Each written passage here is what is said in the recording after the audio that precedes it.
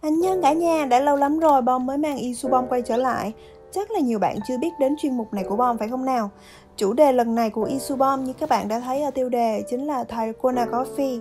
Dịch Corona là nguyên nhân chủ yếu khiến người nhà rảnh rỗi xin nông nổi, ở nhà chán quá nên là tự bày việc ra lao động khổ sai, chỉ để uống một ly cà phê có mùi vị không khác gì cà phê sữa đá của Việt Nam là mấy. Nếu mà chỉ làm theo cách bình thường thì chả có gì đặc sắc mà lại còn tốn thời gian.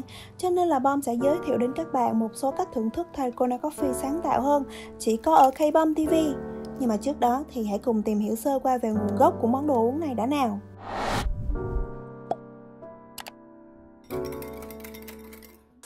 Vào tháng 1 năm 2020, trong một chương trình truyền hình thực tế thì diễn viên Jong Il-woo đã giới thiệu một món đồ uống mà anh đã được thử ở Macau, Hồng Kông.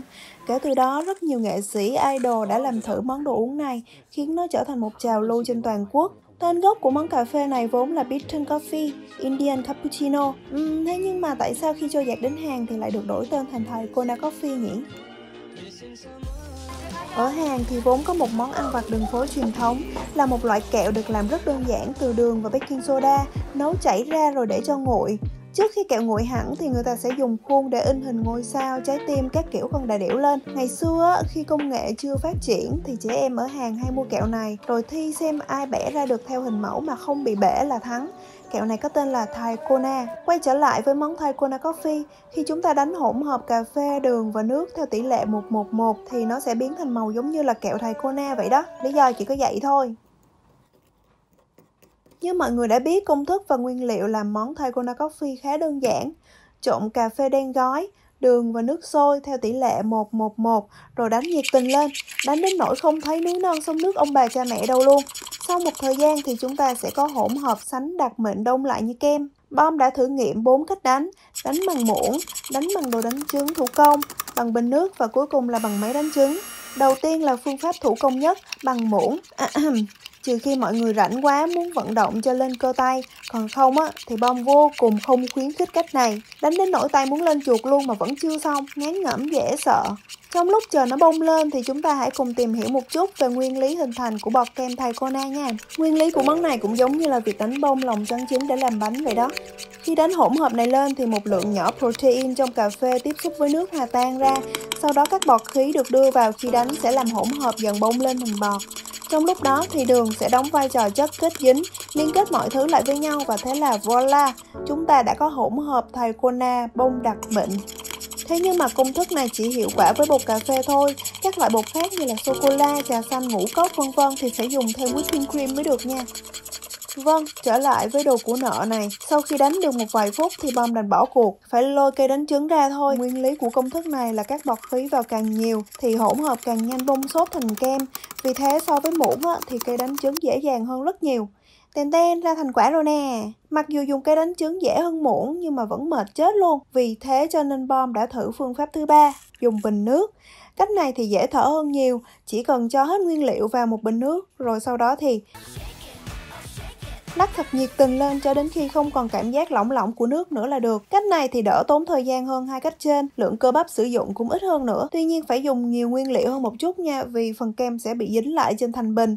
Cho nên là nếu ít nguyên liệu quá thì lắc một hồi sẽ không lắc được nữa đâu. Khi đổ ra ly, kem dính lại trên thành bình khá nhiều cho nên là cũng hơi phí. Thêm một nhược điểm nữa là nếu mà làm theo cách này, kem cũng chỉ bông lên được bằng một nửa so với các phương pháp khác. Do đó màu cũng đậm hơn và chất cũng lỏng hơn. Lắc cỡ nào thì kem cũng không đông cứng lại được. Nhưng mà nếu bạn nào thích mùi cà phê đậm thì đây lại trở thành ưu điểm nha. Còn chuyện dính kem trên thành bình thì có thể khắc phục bằng cách đổ sữa trực tiếp vào bình rồi uống luôn. Có điều là không sống ảo được thôi. Cách cuối cùng thuận tiện nhất là sử dụng máy đánh trứng. Phương pháp cũng giống như là đánh bằng tay nhưng mà nhanh hơn và đỡ mệt hơn gấp chục lần. Đánh bằng máy thì nên sử dụng nhiều nguyên liệu hơn một chút nhưng mà vẫn giữ nguyên tỷ lệ nha. Đây là máy đánh bật sữa mini nè, xài thử coi sao. Có vẻ yếu ha, thôi dẹp đổi sang máy lớn luôn. Bật máy ở mức mạnh nhất rồi đánh liên tục trong 7 phút là hoàn thành. Có rất là nhiều cách để sử dụng bọt kem Dalgona. Cách cơ bản nhất như mọi người đều biết là đổ lên trên sữa. Cách này thì chỉ có một lưu ý nhỏ là không nên đổ nhiều kem lên trên quá.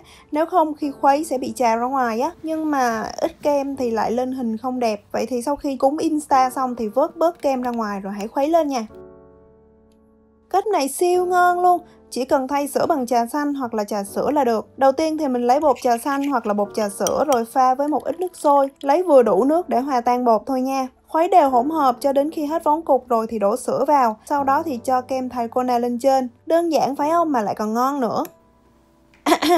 Dùng cà phê gói hoài rồi cho nên là Bom tự nhiên tò mò không biết là nếu dùng cà phê phin của Việt Nam thì sẽ như thế nào đây. Đầu tiên là đổ cà phê và nước sôi vào phin, nhưng mà đổ ít nước sôi hơn bình thường nha, để cà phê đặc một chút. Sau đó thì mình đổ đường vào theo tỷ lệ cà phê 2, đường 1 rồi đánh lên. Có vẻ là lên bọt ít hơn phương pháp cơ bản, nhưng mà đánh một hồi thì vẫn thành kem như thường nè. Cho lên sữa thôi. Món này phải gọi là gì ta? Dalgona cà phê sữa đá. Còn nhớ kẹo Dalgona mà Bom đã giới thiệu ở đầu video không mọi người? Một vài quán cà phê ở Hàn đã phát triển công thức cà phê sử dụng kẹo này, cho nên là Bom cũng giới thiệu cho mọi người luôn. Cách làm kẹo tại nhà cũng đơn giản thôi. Bom thì lười quá cho nên là ra ngoài mua luôn cho nhanh. Bỏ kẹo vào bịch, bẻ cho vỡ vụn ra rồi rắc lên trên cà phê hồi nãy mình làm cũng được nè. Bom thì làm theo công thức ở tiệm, pha cà phê, đổ sữa lên cho nó thành cà phê latte, xong rồi cho whipping cream lên trên rồi rắc vụn kẹo Dalgona để trang trí. Phương pháp cuối cùng thì Bom đã sử dụng kem Dalgona và các món dessert. Đầu tiên là món kem avocado. Nếu các bạn chưa quen thuộc với món tráng miệng này thì đây vốn là món kem vani rưới cà phê espresso lên trên để ăn cùng. Hôm nay thì Bom sẽ dùng kem Dalgona đắp lên trên kem vani trước, rồi sau đó mới rưới cà phê đen lên trên. Thế là ten ten, món Dalgona avocado đã ra đời. Chúng ta cũng có thể đổ kem Dalgona lên trên pudding để ăn cùng đó nha. Bom thì không thích ăn kem cho lắm, cho nên là món Dalgona pudding này đúng gu của Bom hơn. Ngồi trong căn nhà tràn ngập hương cà phê, vừa nhâm nhi dessert vừa đọc sách thì còn gì lãng mạn hơn. Tập hôm nay của Isubom đã đem đến cho các bạn tất tần tật về món Dalgona Coffee gây thương nhớ mấy tháng đầu năm 2020 rồi. Hãy làm thử theo những cách Bom vừa hướng dẫn và cho Bom biết món nào hợp gu của bạn nhất nha. Nhưng mà mỗi ngày một món thôi, chứ nạp caffeine vào người nhiều quá cũng không tốt đâu nè. Anh nhớ.